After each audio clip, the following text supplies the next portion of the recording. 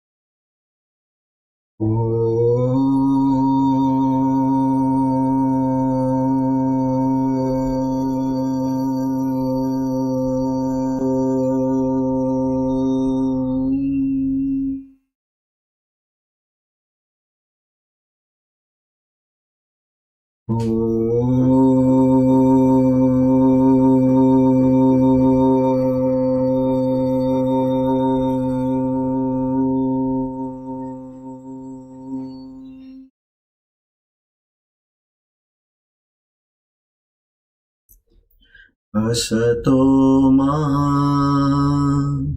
sadgamaya tamaso ma jyotirgamaya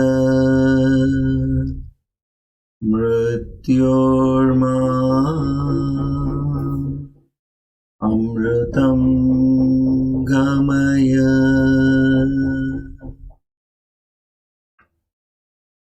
Sahana vavatu sahanam bhunaktu sahaviryam karavavahai tejasvinavadhitamastu ma vidvishavahai.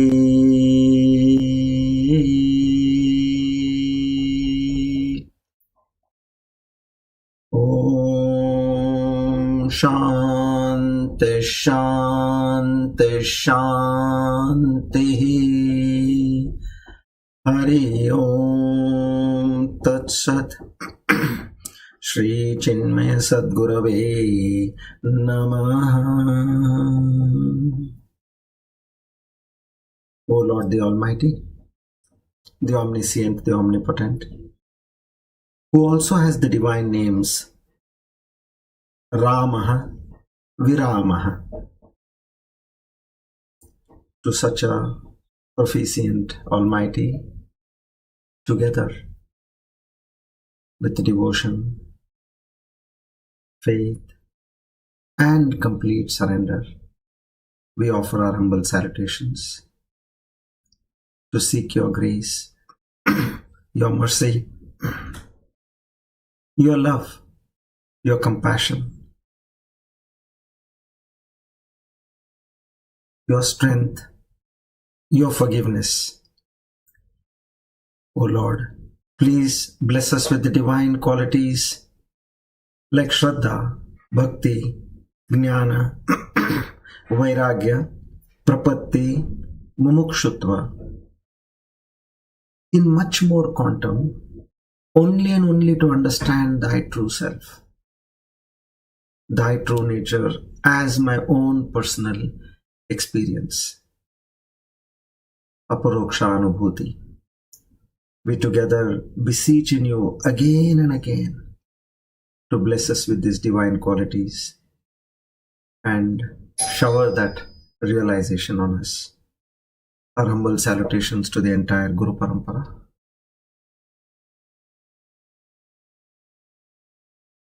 Om Tat Sat. Today, by the grace of Almighty and the Guru Parampara, we are on our discourse number 365 on the 23rd of January 2024. Shobhanakrit Nama Samvatsara Uttarayana Hemantarutu Pushyamasa Shukla Paksha Bhaumavasare Trayodashatitau Aridra Nakshatra Indra Yoge Taitulakarane. On this auspicious day of Tuesday and the auspicious time of the evening, together we all take a pledge.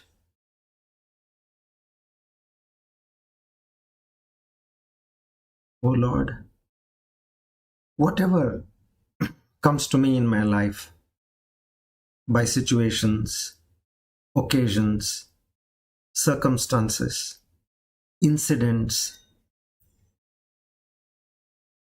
maybe through a person, place, or an object, I consider all these coming only and only to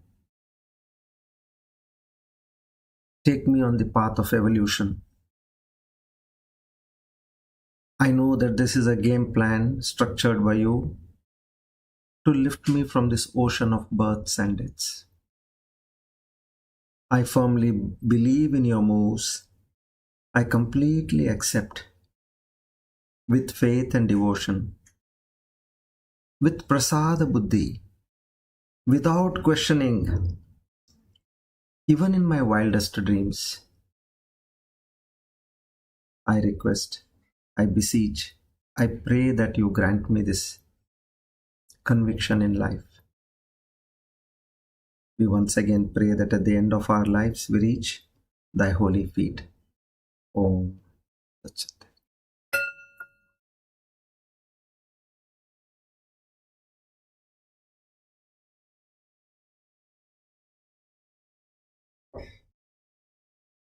Good evening, everybody. A warm welcome to all of you. So, we'll just take a recap of the few shlokas which we have understood in the last few classes. So, we have done in our previous discourse up to verse 20. So, let's take from verse 16. So, here Lord Krishna says, those sadhaks or jivas whose ignorance is destroyed by this divine knowledge. See, look at this word. This divine knowledge is freely available, rather vehemently available. But there are a very few chosen who develop a liking towards it and who start following it. Now that is, as we have understood in the past, a pure grace of the Almighty, the Ishvara. Now, when a person starts getting this divine knowledge, he starts realizing about the supreme entity, the supreme self. And here a metaphor is given by Lord Krishna. He says, just like the sun, it illumines everything which is there around. So in the same way, all the doubts in the minds of such a sadhak, they all vanish when this divine knowledge sets in. And then in the next verse, he goes on to tell us that a person whose intellect is fixed on this Lord. Now see, you started getting the grip of this knowledge. It slowly gives you that liking. As you say, you develop a taste. So in the same way, you have started developing a taste and you start associating with it, syncing with it. So now such a yogi, a jnani, a sadhak, a jiva, whose intellect is fixed on this Supreme Self, this Lord, he slowly starts getting absorbed in it. And his faith increases. And such persons, they say, they reach that state from which there is no return. Meaning they go to the highest state which one can dare to even think of. So This way the sadhak keeps progressing. And what the Lord says, oh my Lord, I have got so much of a big mountain of sins. What happens to that? He says, don't worry. All that is taken care. You please go ahead. Keep moving. Meaning all that will be dispelled by the light of this knowledge. So now this sadhak, now he goes on to the next verse. In verse 18 he starts further saying, this learned a sadhak with this eyes of divine knowledge, jnana chakshu, what we call him. So he gives a metaphor again there. He has that equal vision where he sees a Brahmin, a cow, an elephant, a dog, and a dog eater with the same vision. So this is an example of samadarshinaha, where your vision is the same, but your understanding within is different. We have studied all that very clearly. As far as the vision is concerned, it may be different outside, but when it comes to his inner understanding, he goes to the tattva. There you can refer to the example what we gave about the various gold ornaments and the gold in itself. Okay, now verse 19. Now these minds which are established in this equality of vision, they immediately conquer the cycle of birth and death. When? In this very life. For that you don't have to die. Not that after you are dead, then you go to some loka, there you get this knowledge. No. The moment you have understood that the entire existence is working on that principle of consciousness, that tattva, everybody, every living, non-living has the same tattva. Once you get this as a clean understanding to yourself, what happens? Now all these souls, they start getting that flawless qualities of the Almighty, and they are seated in that permanent and absolute truth. So this will be the state. So now this is a person who is now established in that Brahman. The knowledge is firm now. With Samadarshinaha, now he goes to the next level. After having established that view of vision of that Samadarshinaha, seeing everything equal, he has a firm understanding. He does not have any delusion. Then the biggest and greatest advantage what we get to see is he develops a mind of samatva. This is one great thing which we can talk of. A mental state or even an emotional state which is always calm, steady, serene. There are no ups and downs over there. So this becomes the very nature of that person. However people get angry around him, he will not react to that. However people insult him, he will not react to that. Meaning that samatva bhava has developed in this person. So now such a sadhak, a jnani yogi, now what other qualities do we see in him is explained further in verse 21 and 22. So today we'll take verse 21, and if we have some time then we'll go to 22. Otherwise we'll stop at 21, then we'll listen to the two divine names. See the coincidence. The divine names is Ramaha and Viramaha, what we have got today after such an historic day yesterday. So we'll listen to the divine names, which is coming from Shloka 43 of the Vishnu Sahasranama, and then we chant the Dhanvantari mantra thrice, and we go ahead for the Shiva Aparadha Kshamaapana Stotra. Okay? Now, before this, I would like to just mention, some do have a doubt. What is this Brahmana? We all have that understanding. Now, some may feel, here and there it is mentioned, a Brahmin, it is projected as one of the highest in the ladder of castes. So now here Lord Krishna, although he has told us in the 4th chapter that these are only the varnas based on the mental temperament, and he does not talk by birth. He does not give any importance to that. Based on the mental temperament, a person gets the qualities of, if it is peace, loving, teaching, things like that, he becomes a Brahmin. Then if he is in administration, then he is known as a Kshatriya. And if he is in merchandising, like where buying, selling, farming, all this comes under a Vaishya. And anyone who is assisting all these three classes comes under Shudra. Now, that is one aspect. Now, as per Rishi Atri Smriti, what he says is, this is something which we need to understand. So, one need not go by your caste in terms of birth. You may be born as a Shudra or a Vaishya or a Kshatriya or a Brahmin. But this is what we are going to learn now is the clear understanding of a Brahmin. Janmana jayate Shudraha samskarat dvija uchyate.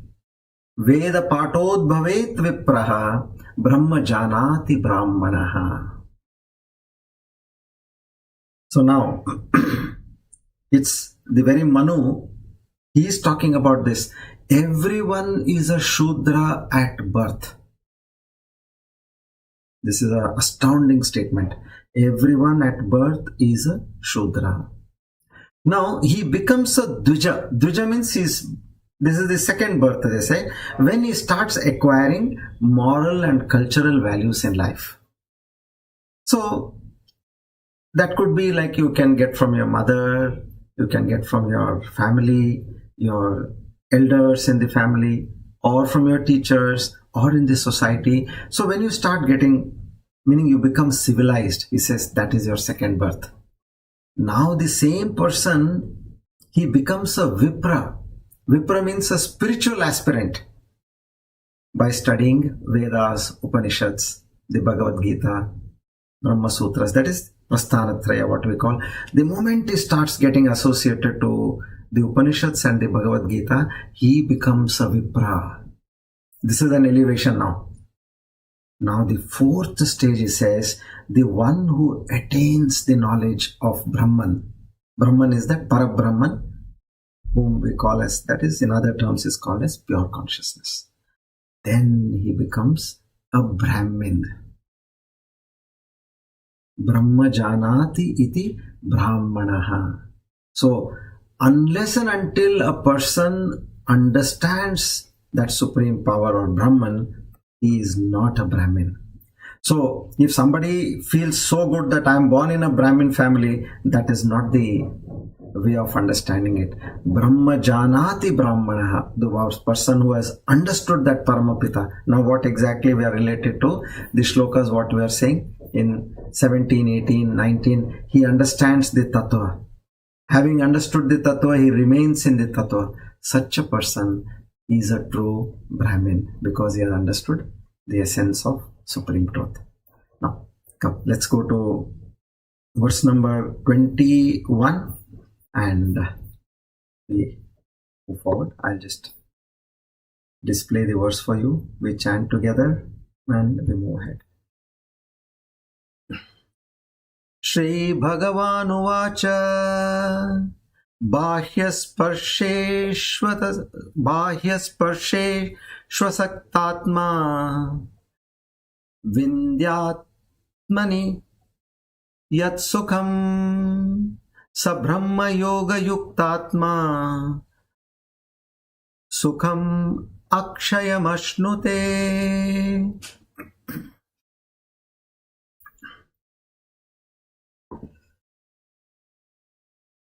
See, now these are, I would say, very important from the point of view of our own mental stability. Now, once you try to understand, you get this knowledge, what happens is you become emotionally extremely strong person. Whatever the world throws at you, it will not affect you. See, I tell you, what more you want than this? Because however well you take care of your body, if you are emotionally disturbed, your body goes for a toss. Psychosomatic diseases, 80% they account to. We are aware of this. So our most important for our well-being in the normal world is our emotional health. So now, asaktatma, so with his heart, unattached. Bahya sparseshu, meaning to external objects. Means whatever, objects of contact, like in terms of sight, in terms of sound, in terms of taste, all these, we have the indriyas. So bahya sparsheshu asaktatma, is unattached. And normally these objects of the senses, what do they give you?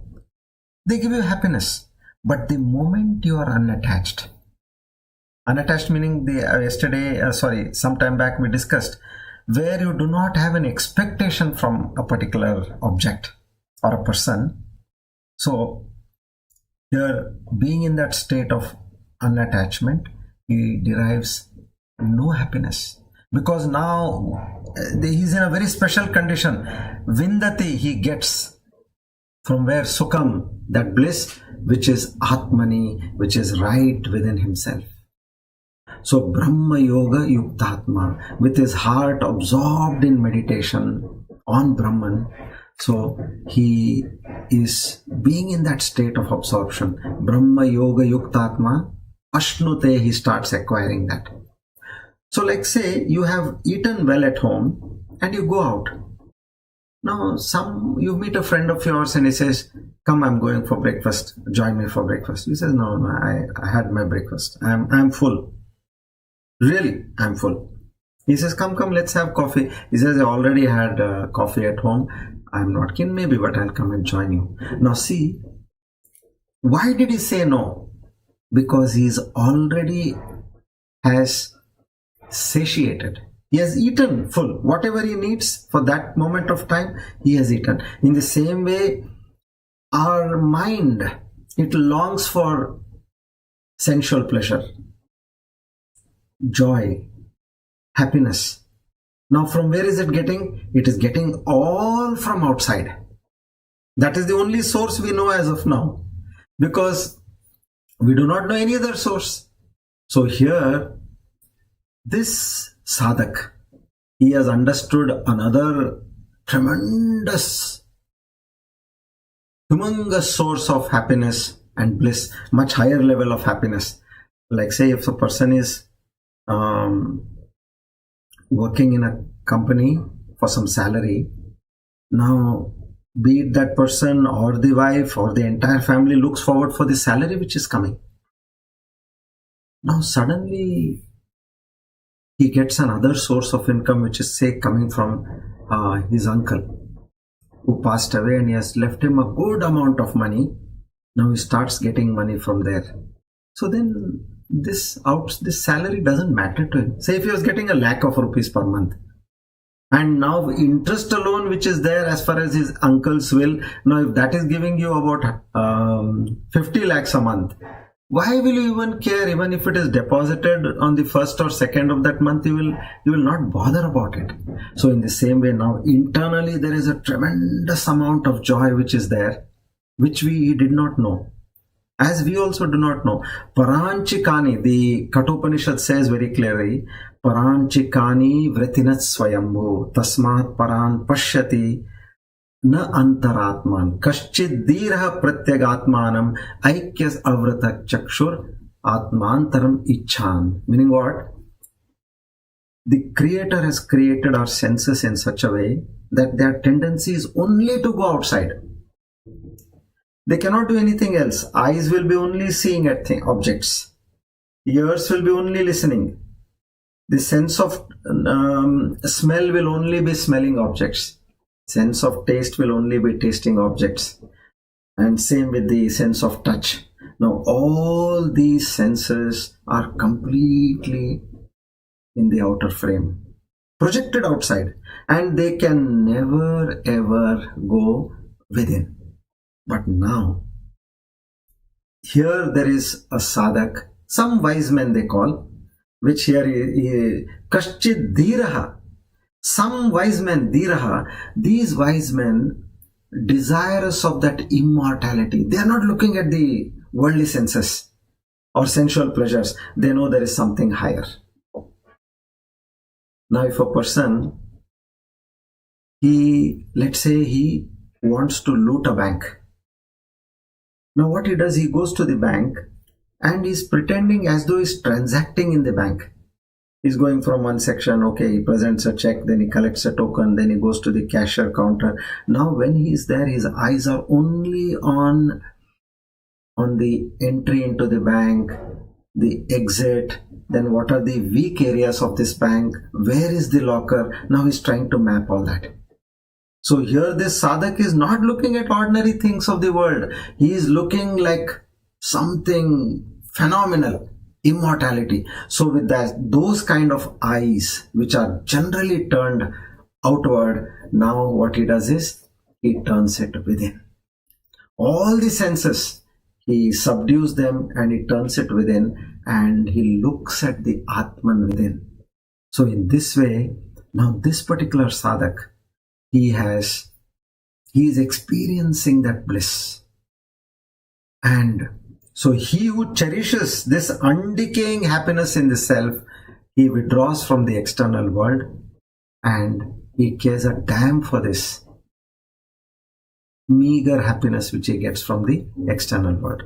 Now here, having understood this, let's go into detail now. We've just got a outer understanding of this whole shloka, but sometimes, just word by word meaning also you really get very little to understand. Now I'll tell you in detail. So this is a sadhak with that sthira buddhi, number one. The proclamation here is, there won't be any sort of confusions or agitations with such a mind. Then, third one, how will such a person behave in the world? Now he is in that samatva bhava, sthira buddhi bhava, all that is fine. But how will he behave in this world? Now, because he also has got a body, he has got an active mind, and his senses are also active. So now, how does he deal with this world? Bahya sparsheshu asaktatma. So person who is not disturbed internally. Now we are coming to the crux. Bahya sparsheshu. His senses are not driven outward. He has stabilized them. So immediately as a result, what happens is, he is calm within. Now, say you are going on a road, you are driving a vehicle. And suddenly, sometimes, in the middle of the road, you're talking or you're listening to some music, and third, the vehicle, it falls in a big pothole.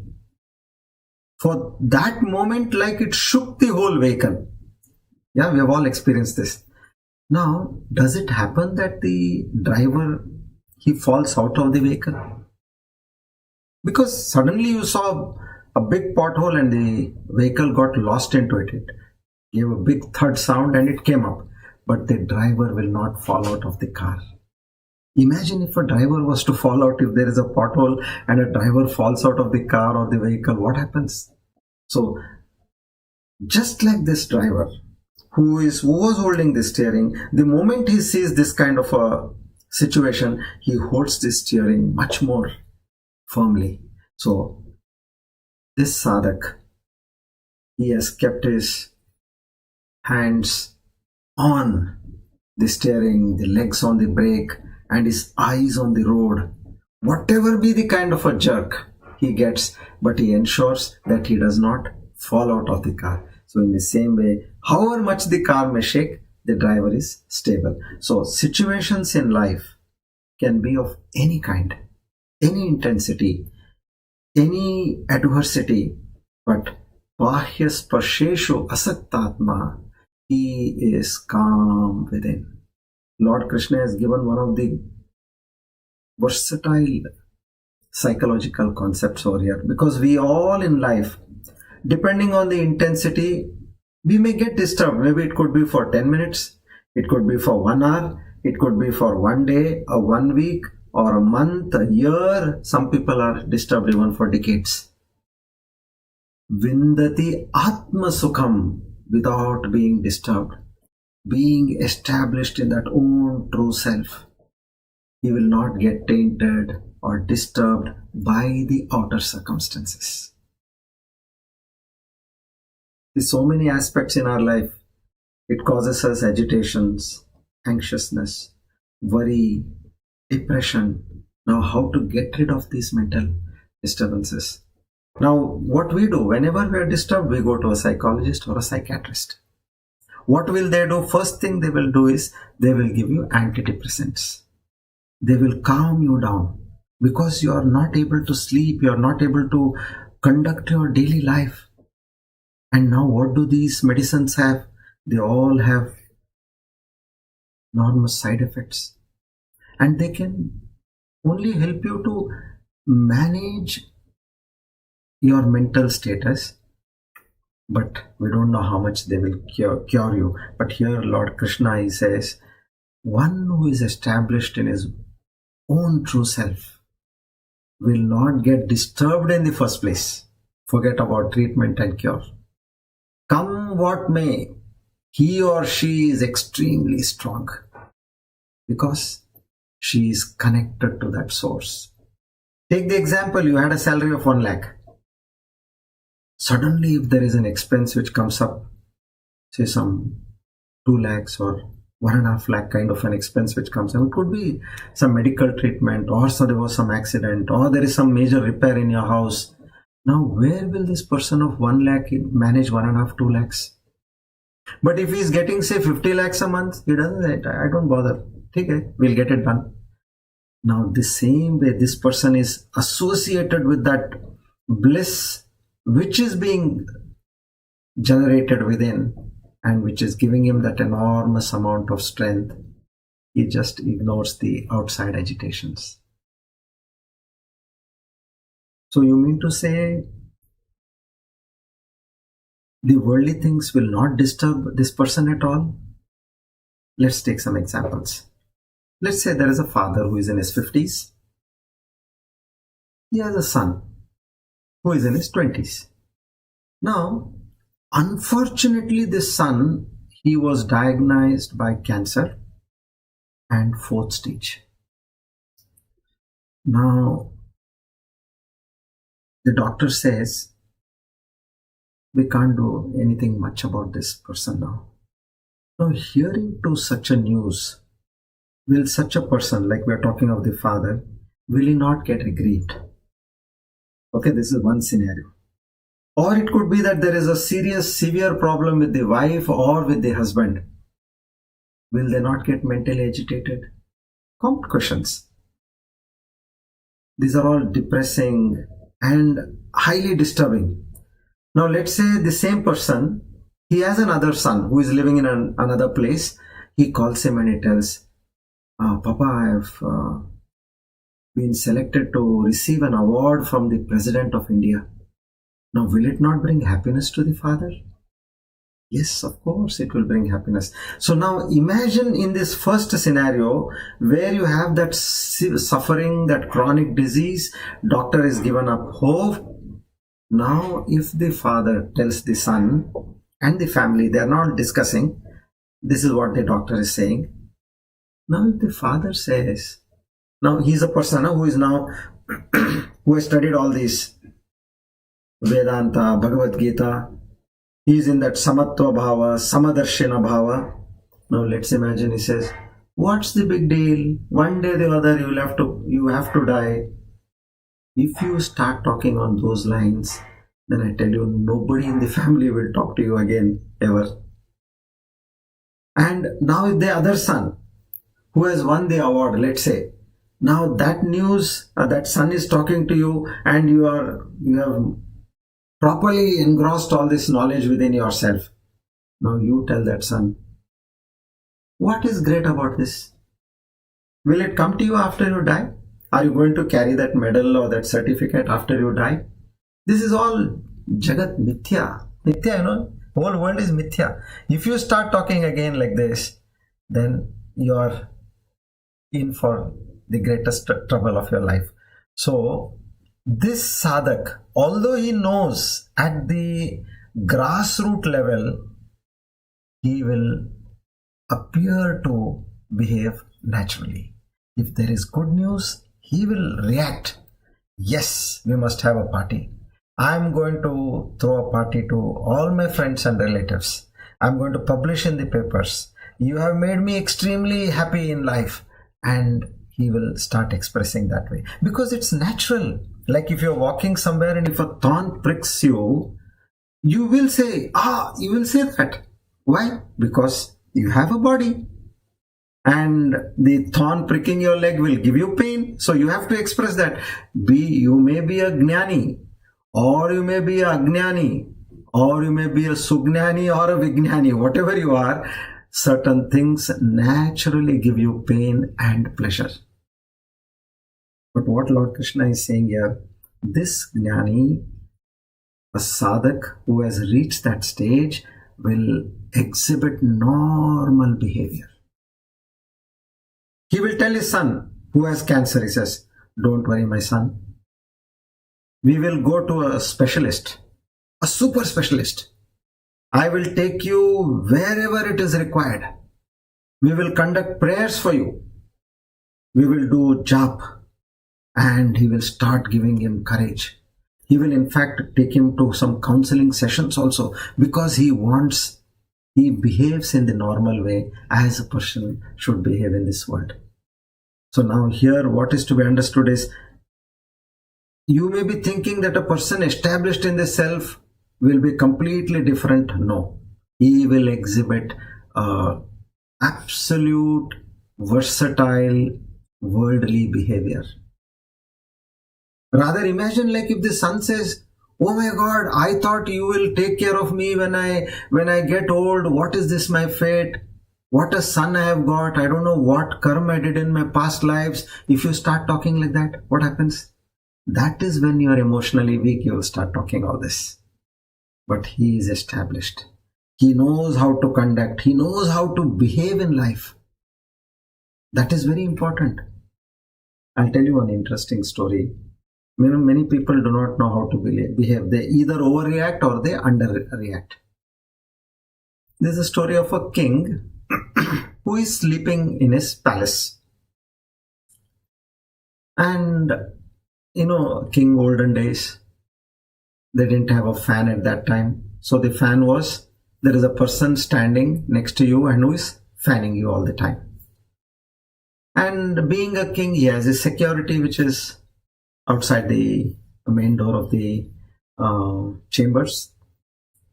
So now this king is sleeping. That person who was fanning is doing his job. A soldier is standing at the gate, in front of the chamber's gate, and he is observant. He has to look all around, he has to look at the king, he has to see whether he is safe, he has to look all the sides, no danger. So he has been doing his job. Suddenly, at one point he sees the king has gone to sleep. He is sleeping sound. This fellow who was fanning, he also went off to sleep. And at that point, there is a housefly which is sitting on the nose of the king. Oh, he's a soldier. His job is to protect the king. So what he does is, he takes his sword and he says, I'll kill this housefly. He goes and he nicely chops at the housefly. The housefly flew and he chopped the nose of the king. So this is when you don't know how to behave in the right manner. Rather, he would have just woken up that guy who was sleeping and he said, what are you doing here? You will lose your job, better do your job properly. That would have been the right approach. When you are mentally not stable, these are the kind of nonsense things which we do in life. Go back, retrieve yourself and see. There are so many areas. Once you get this knowledge, you will see that, my God, I committed blunders in my life. You will say that. Why? Because now you are emotionally extremely strong. Your mind is so stable that it understands how to deal with a situation. So forget about you being disturbed, but what happens is, apart from the calmness, you start behaving in the world in the most appropriate manner. So same way, now let's say you get a problem. You first think of solving it. And you know that this problem cannot be solved. Then what you do, you don't live with that problem. You accept it. You don't make it big. You know, some people, when something goes wrong in their life, they'll pick up the phone. First, they will tell everybody who is around, you know, this has happened to me. They are emotionally disturbed. And they'll call up their friend, they call up their relative, and they go on telling everybody. Now, this news is like a broadcast. It has gone everywhere. Now, people who have heard from that somebody, they will come back to you and they say, "Arey, I'm so sorry, I heard this so-and-so thing has happened to you in your life." Then again you start, which means first you invested your time, energy in telling people what has gone wrong, and then people start calling you back and checking with you and trying to give you some comfort. Then again you explain the same thing to them, and all this time what you're doing, you're only churning that emotional upbeat in your life. Thereby, what did you do? You became a mental wreck. This is one of the ways where, when we are not emotionally stable, we seek for support from outside. But we don't understand that all these people talking to you, it only worsens the problem, but it does not cure the problem. Like, say something good happened in your life. Oh, your husband got a promotion and he made good money, he got a nice bonus or whatever it is. So he buys you a nice diamond pendant. He comes and gives to his wife diamond pendant. Now the wife got it. She thanked the husband and she keeps it inside. That would have been a very sensible thing. Now what she did, she wore it and she went to the neighbor's house. See, my husband bought this. And then she makes a video call and she starts showing this. Like this, whoever comes, she opens the cupboard and she keeps showing that. Now here what happened? Since this has become news everywhere now, finally a robber comes, he robs and he goes away. So be it good things or bad things, unless and until we are emotionally stable. Because in such matters, you will not listen to anybody. If somebody tells you, why are you telling everybody, good thing has happened. If they come and tell you, why are you telling everybody, you will say, I know you're jealous. See, that is, we are disturbed emotionally. And that person is saying, don't, it's not required. Just this person, like as she lost her pendant, something bad has happened and you start telling everybody, you says, why are you making a propaganda of this? You will not listen. So most importantly, what we want is our emotional strength. And by understanding this concept, what Lord Krishna is saying, Sa Brahma Yoga Yuktatma Sukham Akshayam Ashnute. Controlling the world outside, knowing what is bad, how to deal with it, knowing when something is good, how to deal with it, you have been complete, composed in your behavior, in your emotional life, and you being established in that supreme knowledge, embedded in that supreme knowledge, you start experiencing the bliss from within. So all the Nama-Rupa experiences, established being in that self, you are in that Tattva. Tattva is the pure existence of the entire creation. Like you go to a gold shop owner and you tell him, I want to buy some gold ornaments. Then he'll immediately ask you, Madam, aapko kya lena hai? You want to see some bangles or necklaces or some rings? He'll ask you. And then accordingly, he'll start showing you.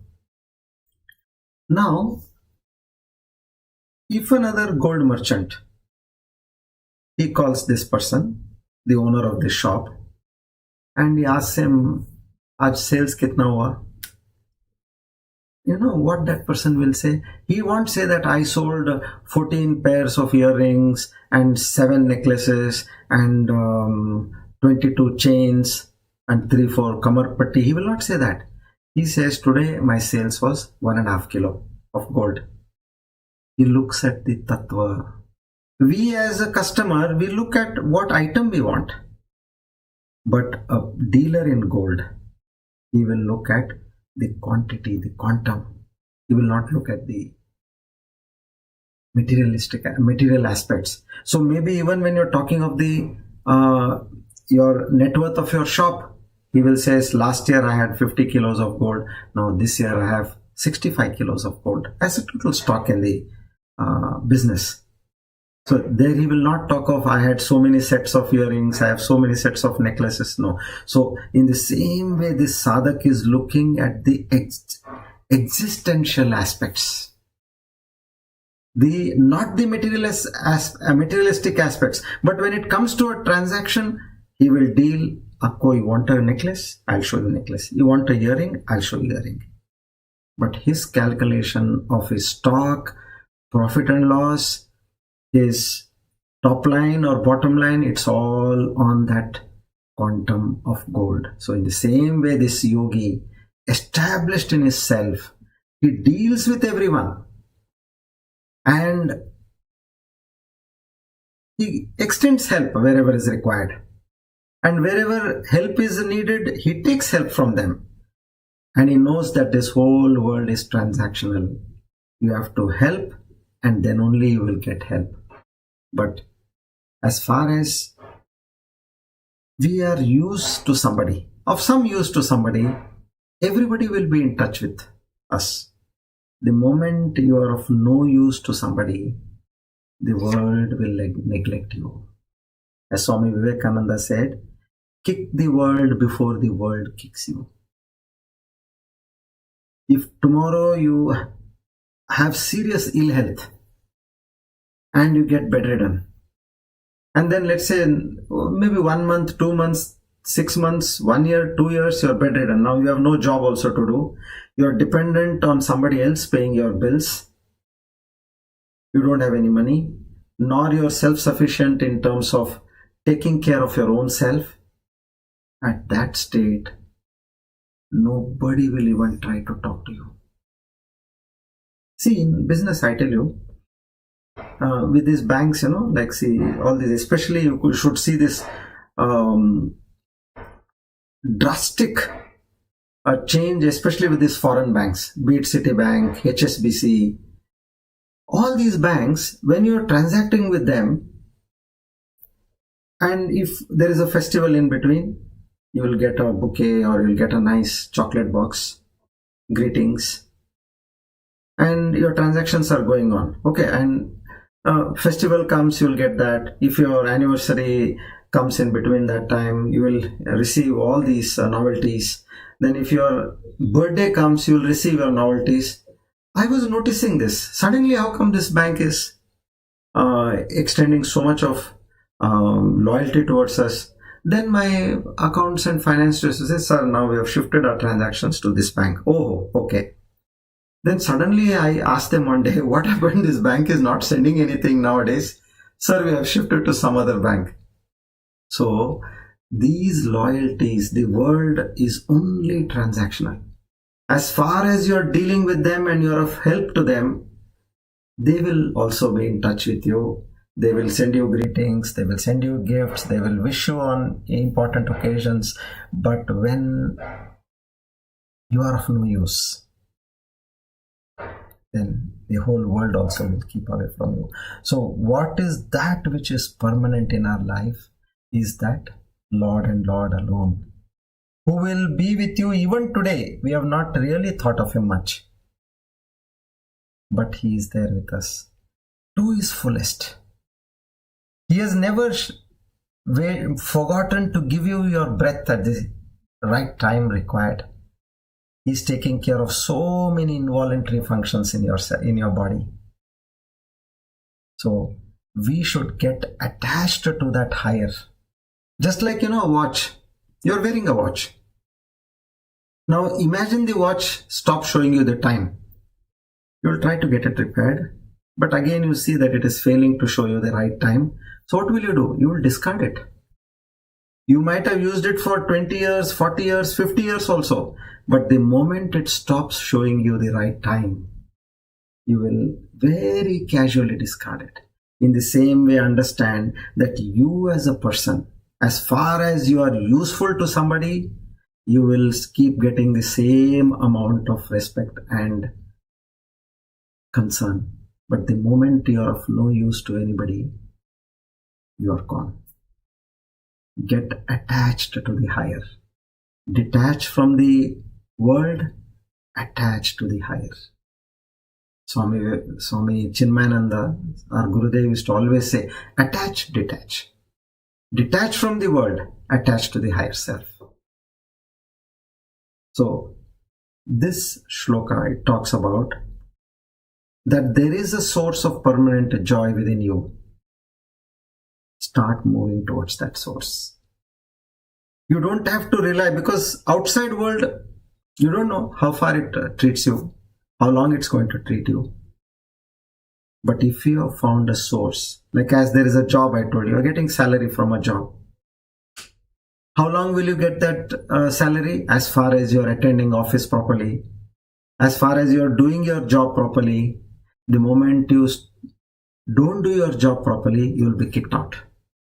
But if what has come from your uncle as that, under the will you got a huge amount which is as FD in the bank, whether you get up at 6 in the morning or you get up at 12 in the afternoon, you don't talk to the manager even once in a year also, but you will keep getting your monthly FD interest, whether you're a good man or a bad man, whether you spend it for good things or bad things, it will keep coming. So that is that permanent source. So we should now exercise ourselves in such a way we get the knowledge of this permanent source and stabilize our emotional strength, be a better person to deal with in the world. You experience bliss and you keep giving happiness to others. So this is the message what Lord Krishna is saying here. And then in the next verse, he goes to another level. He says, you have thought that all these sensory pleasures give you happiness, right? But he says they are a source of sorrow.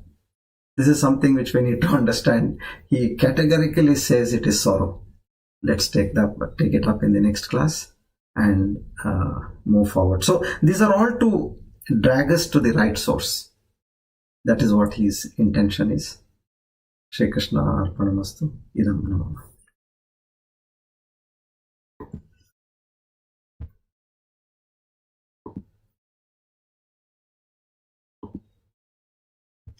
So we'll take Shri Vishnu Sahasranama, verse 43.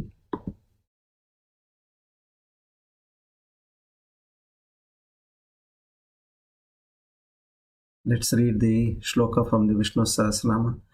Ramo viramo virajo margo neyo nayo nayaha vira shakti matam shreshtaha dharmo dharma viduttamaha. 394, 94th divine name, Ramaha, that which revels in every form, or that in which all yogins in their meditation revel. Ramante yoginaha asmin iti Ramaha. This is another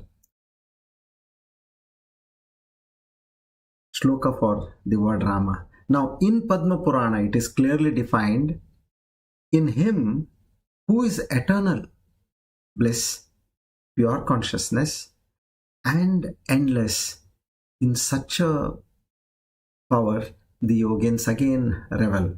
So now here the meaning is Ramante yogino nante nityanande vidhatmani. This is in the Padma Purana. So, therefore, by the term Ramaha, the Supreme Self is indicated. So the term can also mean one who has a compelling charm about himself. He who is the most handsome. So these are the attributes of the word Ramaha, and Lord Vishnu is also known as Ramaha. 395. Viramaha, he in whom the creatures rest.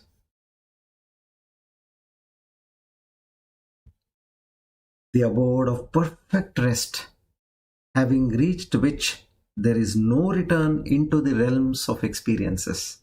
Realms of experiences means births and rebirths. That state is called Viramaha. In other words, it is moksha. Some commentators recognize in this term a meaning as he, that is Ishvara, in whom the world of plurality merges during the deluge. That is, in that Ishvara, Shiva, when the pralaya happens, the whole world of plurality, it all merges during the deluge as Viramaha. So this active world, it comes to a state of Virama, complete rest. This is also known as Virama. So this Lord has got that power also.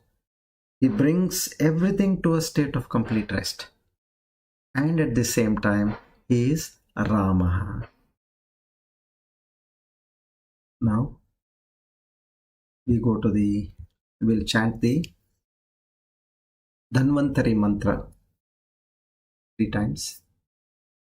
Om Namo Bhagavate Mahasudarshanaaya Vasudevaya Dhanvantaraye Amrutagalashahastaya Sarvabhaya Vinashaya Sarvaroga Nivaranaya Trailokyapataye Trailokyanidhaye Shri Mahavishnu Swarupa Shri Dhanvantari Swarupa Shri Shri Shri Aushadha Chakra Narayanaya Swaha. Om Namo Bhagavate Mahasudarshanaya Vasudevaya Dhanvantaraye Amrutagalashahastaya Sarvabhaya Vinashaya Sarvaroga Nivaranaya Trailokyapataye Trailokyanidhaye Shri Mahavishnu Swarupa Shri Dhanvantari Swarupa Shri Shri Shri Aushadha Chakra Narayanaya Swaha. Om Namo Bhagavate Mahasudarshanaya Vasudevaya Dhanvantaraye Amrutagalashahastaya Sarvabhaya Vinashaya Sarvaroga Nivaranaya Trailokyapataye Trailokyanidhaye Shri Mahavishnu Swarupa Shri Dhanvantari Swarupa Shri Shri Shri Aushadha Chakra Narayanaya Swaha.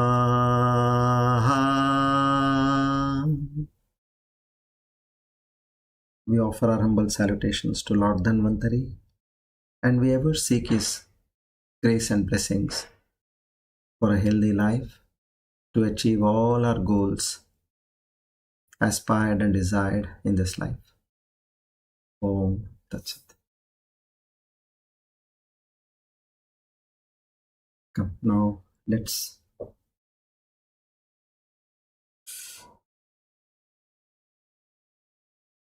do the Shiva Aparadha Kshamapanha Stotra. Rarely we get an opportunity to do confessions jointly. So this is a great opportunity on a great day in this Pushyamasa.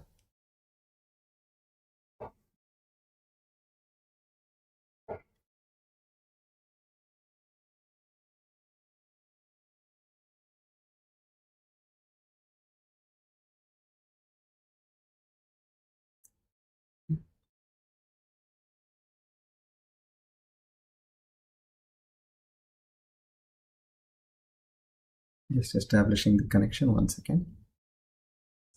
Now, this has to be completely in an emotional state.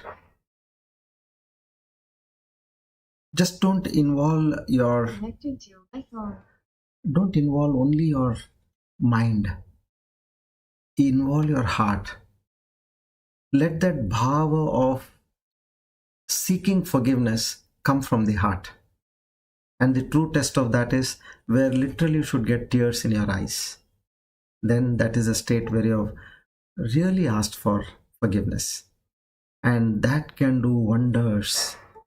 First thing it will do is whatever evil is about to strike you, that will be mellowed down. That's one of the biggest advantages which we can think about by doing the SHIVA APARADHA KSHAMAPANA STOTRA. And that too we are doing jointly.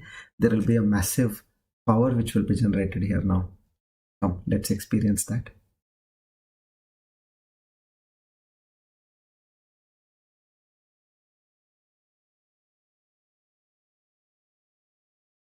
Sit comfortably in a state of complete surrender.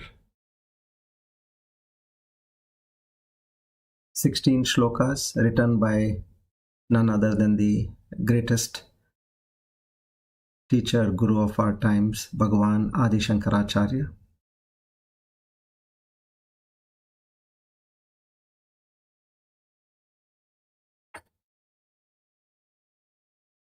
अथ श्री शिवापराध क्षमापन स्तोत्र।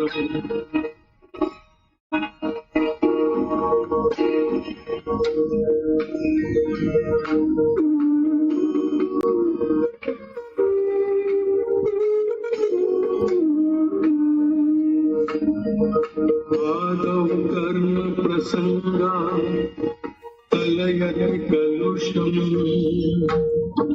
मातृशोषितं विमुक्तावेद्यमति चक्रयति नितराम् जातरो जाति वेदा यद्वैतदुःखं व्यजयति निराम् शक्यते केन वक्तुम् सन्तव्यो मे पराध शिव शिव शिव भो Shri Mahadev Shambho.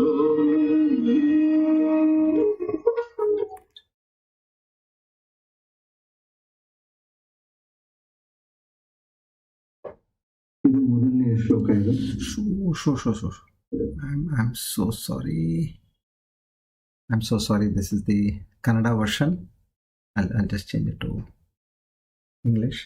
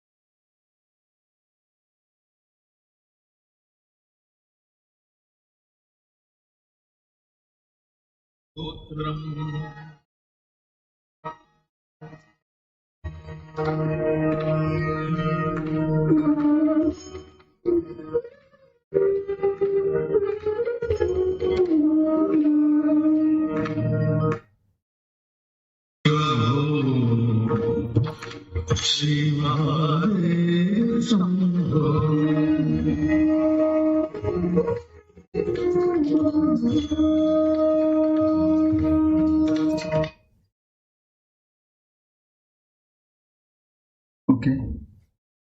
Now, the jiva is confessing to the Lord, and who has prepared this confession note is none other than our Jagat Guru Shankaracharya. So here, he has not left any stone unturned in terms of asking for forgiveness. So he starts from the jiva being in the mother's womb, and then slowly, as the jiva travels the journey of life, it asks for forgiveness.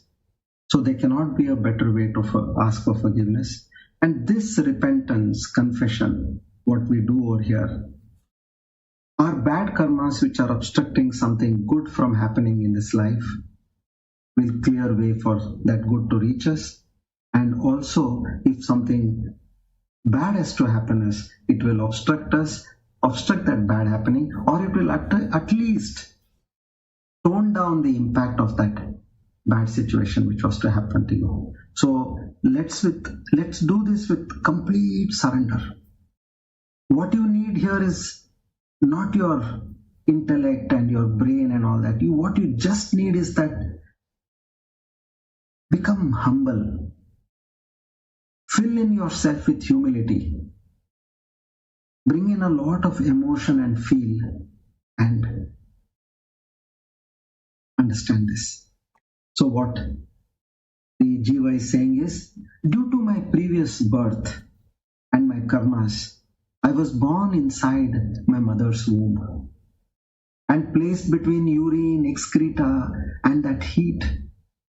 Everything there was unhappiness, and I was feeling that pain by the heat of the digestive fire, and possibly none can describe the sufferings that I have undergone over there in the womb. So, O Shiva, Shiva Shambho, please pardon my faults, my sins, O Mahadeva, O Mahadeva.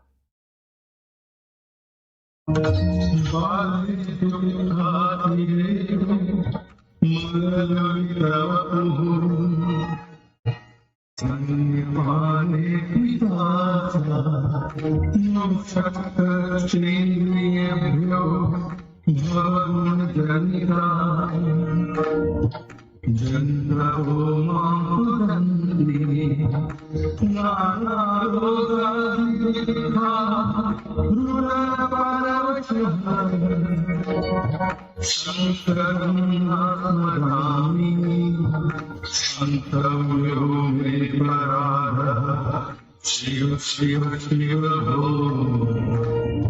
Shiva Shambho.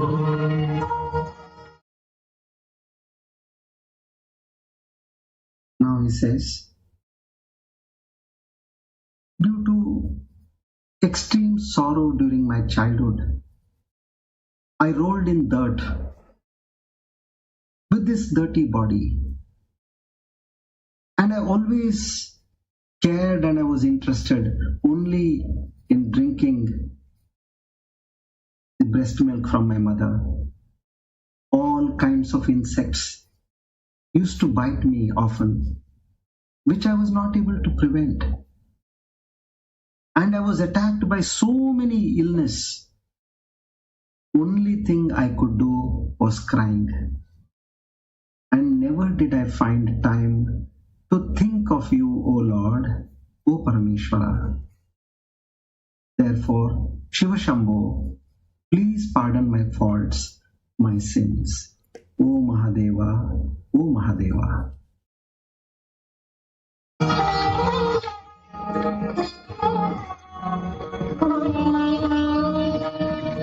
Prabham Gyananato Vishayam Sadharaihi Panchavirmarasandho Dastonasto Viveka Susadhana Yuvani Sadhasokhe Nishanaha Shaitindavinam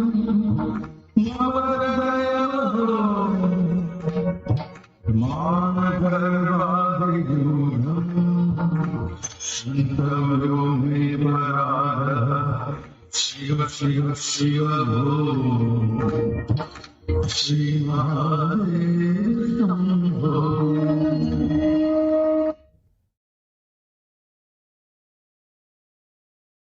Now he goes on.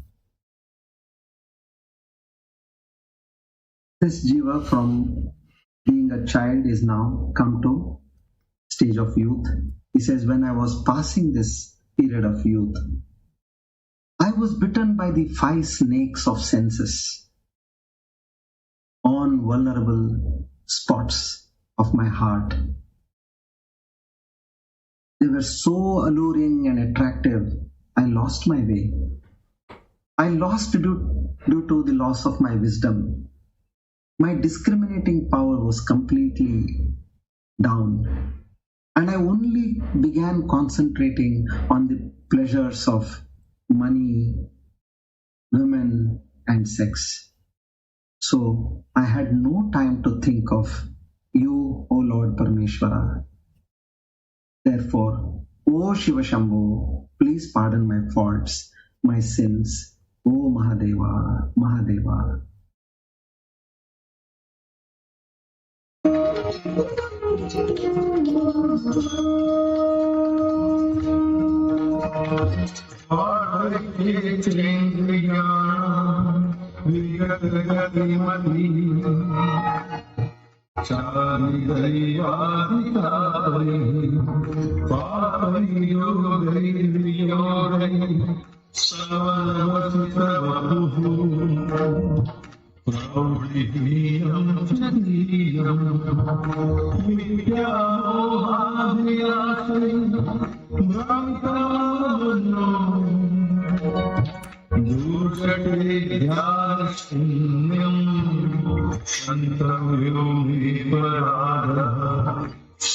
Shiva Shiva Om Shiva Shambho.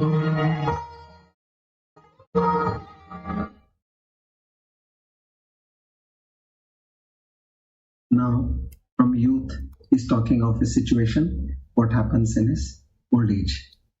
He says, when I was passing through this ripe old age of mine, all these five senses which were so active and vibrant in my youth, they all got weakened. I lost my memory. I lost my thinking capacity. My body has become weak. Due to this karmic sin, sickness and pain is constantly after my back, and my mind is constantly roaming around. Useless passions and desires are continuously attacking me. So I did not think of you, O Parameshwara, O Shiva Shambhu. Please pardon my faults, my sins, O Mahadeva, Mahadeva.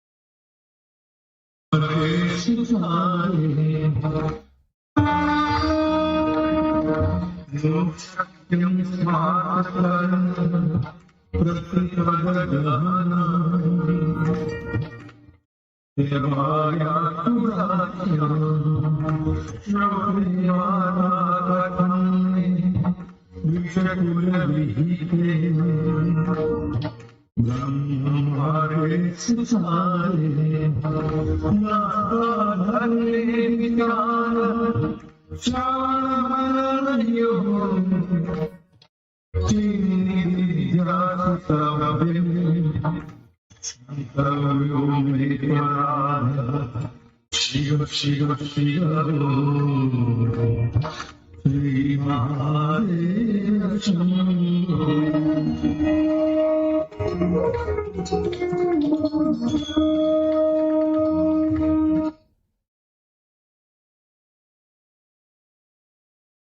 Now the Jiva says, I am unable to observe the complex rules of Dharma. What to say about the rules of the Vedas and the Upanishads, as told by the Brahmins? I do not have any trust in this basic Dharma. I am not able to think or understand them whenever I try to listen to the Vedas. And I try to ponder and meditate upon you, O Lord. I try to do my Swadhyaya, but my body and mind situation is so weak that I was never able to concentrate on you. O Shiva Shambho, please pardon my faults, my sins. O Mahadeva, O Mahadeva.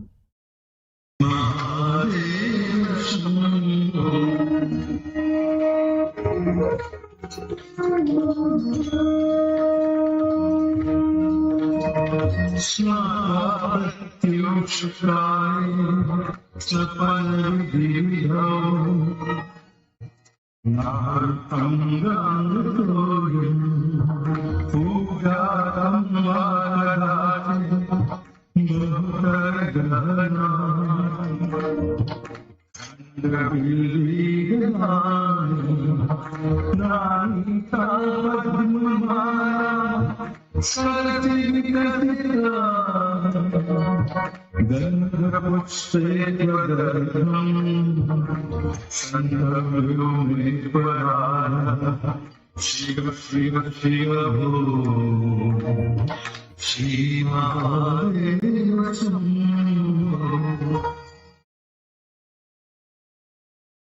Here he says,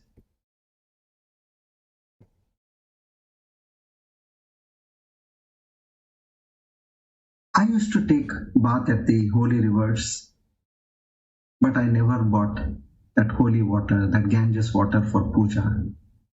I did never offer you the bilva leaves, the garland of lotuses, which were right there in front of me, bloomed in the lake. I did not offer any fragrant incense sticks, nor I even lit a lamp for you. O Shiva Shambho, please pardon my faults, my sins. O Mahadeva, O Mahadeva.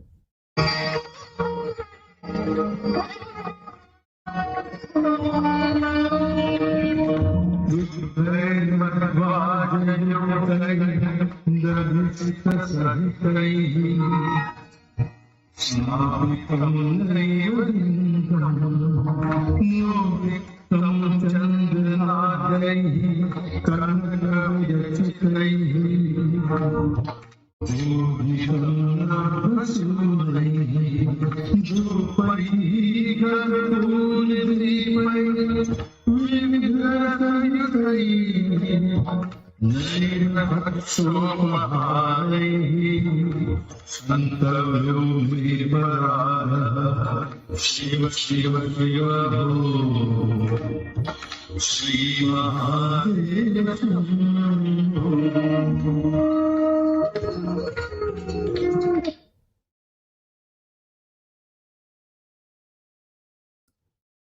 I did not do Abhishekam on the Shivalingam with milk or honey or curd. I never applied the sandalwood paste. I never offered you flowers. Never I lit a camper lamp. Never I offered you bhog in terms of a tasty food which I had. I was so selfish, I just gobbled it up myself, even without offering to you. O Shiva Shambho, please pardon my faults, my sins. O Mahadeva, O Mahadeva.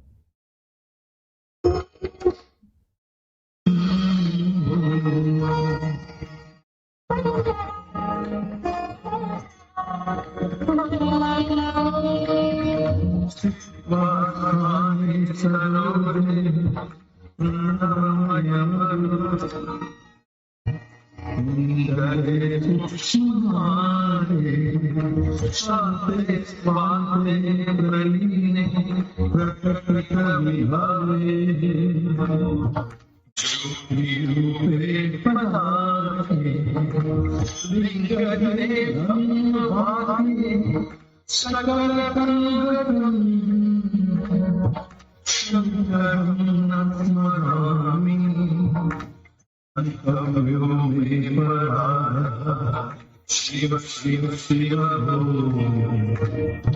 Shiva Aparadah.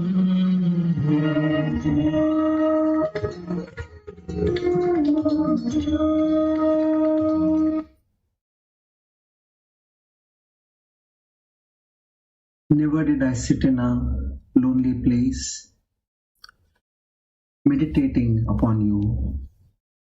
Never did I do the chakra dhyana. I did not focus on the breath, which is the very essence of my life, that form of pranava, through that subtle path where I could reach the ever-shining Parabrahma. Never did I calm my mind and meditate on Paramashiva, who transcends the physical body and who is the essence of all Vedas. O Shiva Shambho, please pardon my faults, my sins. O Mahadeva, O Mahadeva.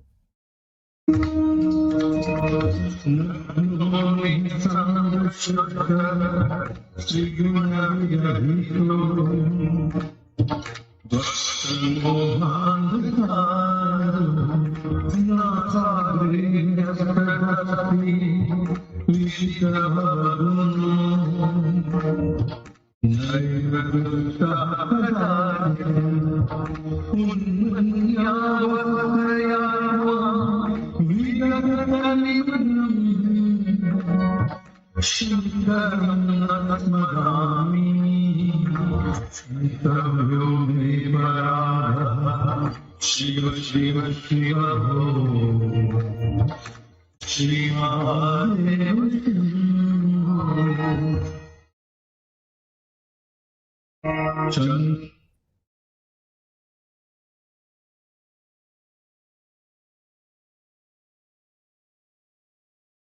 Who is naked, who is unattached, who is ever pure, who is free from these three qualities of sattva, rajas and tamas, and who is capable of dispelling delusion and ignorance. I did not remember that great Lord Shiva. O Shiva Shambho, please pardon my faults, my sins. O Mahadeva, O Mahadeva.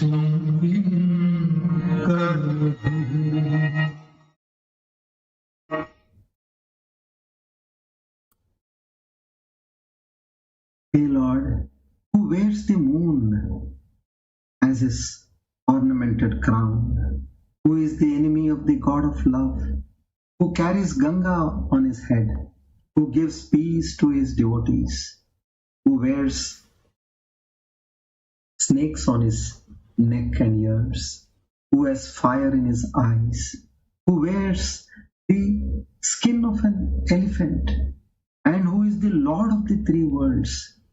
Please show me the path of liberation. For what is the use of any other path? O Shiva Shambho, O Shiva Shambho.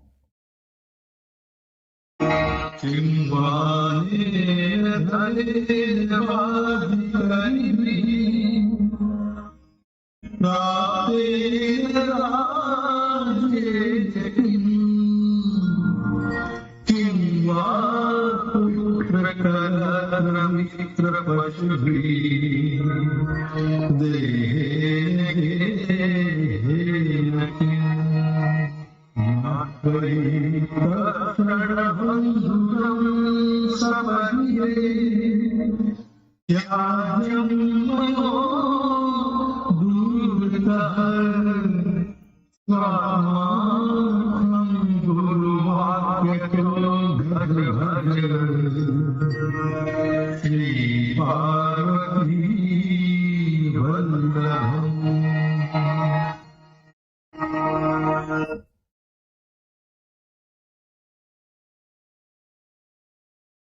Now he talks about his own mind. He's telling his mind. He says, "O mind, what is the use of charity, the riches, the horses, and by getting a kingdom? What is the use of a son, a wife, friends, and cows? What is the use of this house, this body? For all these can be destroyed in a second. Therefore, keep them all away, and for the sake of redemption of this soul, this upliftment of this soul, I meditate on the consort of Parvati," meaning the husband of goddess Parvati, according to the lessons taught by my teacher.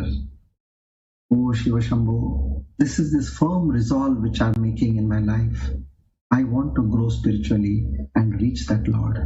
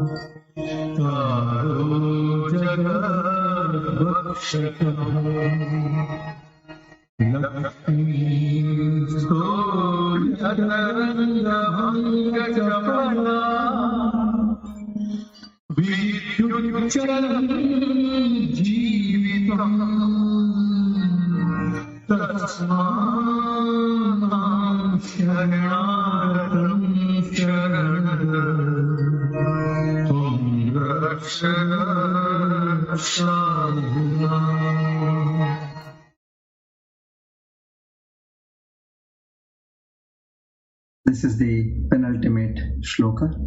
Here he says, he's now talking to himself. Please hear, this daily span of life decreases. The youth daily disappears. The days that are past do not return.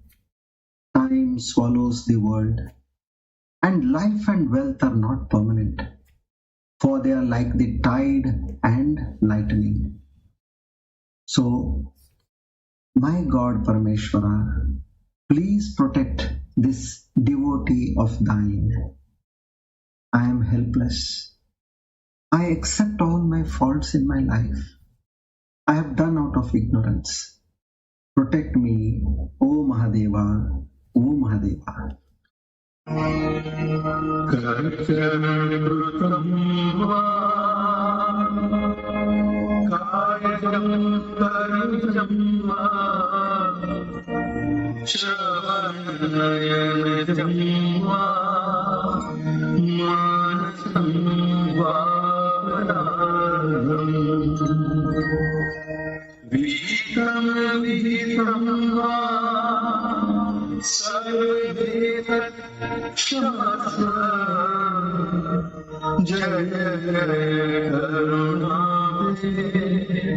Shri Mahadev Shambho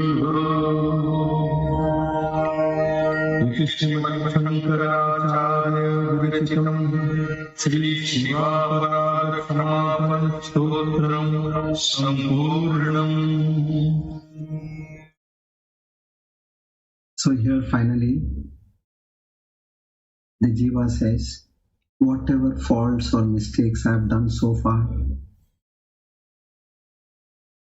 with the help of my hands, my legs, my speech, and my entire body, also due to my actions of seeing, hearing, which are against the prescriptions of the Veda. All these, O Lord Shiva, who is so compassionate, please forgive me. You are the Lord of all deities, and the one whose very nature is to bless his devotees. I am completely surrendering to you. I realize my mistakes. Now I want to come under your threshold. Please accept me as your devotee. Cleanse all my sins and pave way to reach thy abode.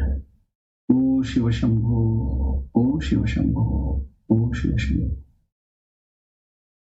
In this way, the Jiva, realizing that whatever it has done so far, knowingly and unknowingly, finally resolves and surrenders to the Lord. Does the Prayashchitta and moves forward on the path of spirituality with robust speed. So to such a loving Parameshwara Shiva Shambhu, we seek his grace and blessings on the spiritual path to take us to the new heights, cleanse our hearts and minds, and give that thrust and push which is required in our lives on the spiritual path, and leave no stone unturned to reach his destination, that final goal of life.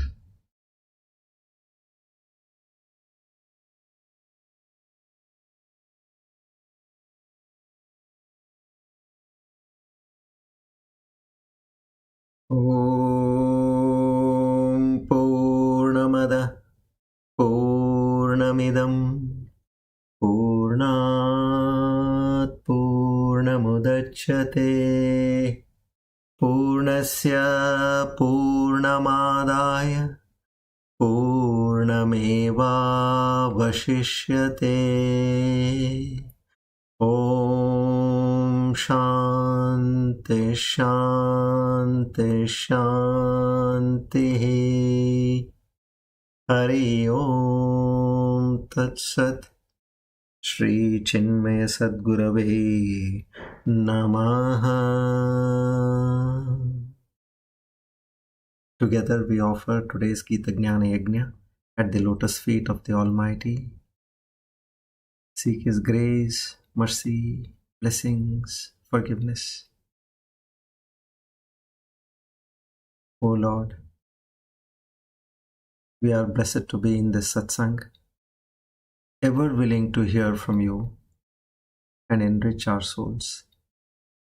Please keep us protected in the same way. Om Tat Sat. Naham karta hari prernaya hari prityartam Shri Krishna Arpanamastu. Idam namama.